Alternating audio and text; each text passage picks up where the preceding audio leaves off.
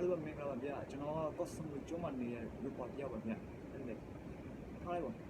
အခုကျွန်တော်ကြားချင်တာကျွန်တော်ဆင်ကတချင်းပါပြောလို့ရတယ်တူပါထူလို့ရတယ်နောက်တစ်ခုကဘာလဲဆိုတော့ပြောရမယ်တချင်းပါတီးချင်တယ်ရောက်သွားတယ်နော်ရေကလေးကျွန်တော်ချင်းမတီးပေးဘူးကိုကတချင်းပါတီးလို့ရပါဗျာဘာလို့လဲဆိုတော့ရေကလေးပစည်းမစိုးသေးလို့ချင်းတီးပေးရတယ်ကိုချင်းပါတီးလို့တီးလို့ရပါပြီ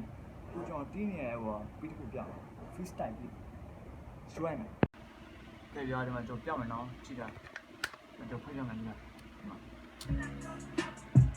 ကဲအောက်က wifi ထိုးဝယ်မိထားရောက်သွားပြီကိုလိုတီးပြီးသွားပြီဗျာကိုလိုပြီးပြီ wifi ထိုးဖို့ပဲကြံတော့တယ်ပြီးရင်တော့ဖွင့်မယ်ပြီးရင်ချဲဟိုဗျာ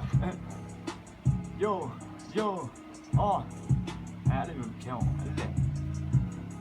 မင်္ဂလာပါတော်သားတွေယာ哦，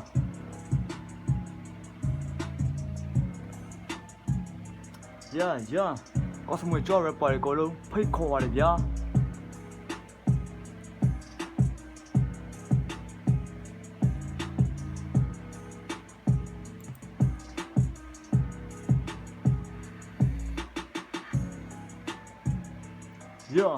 呀，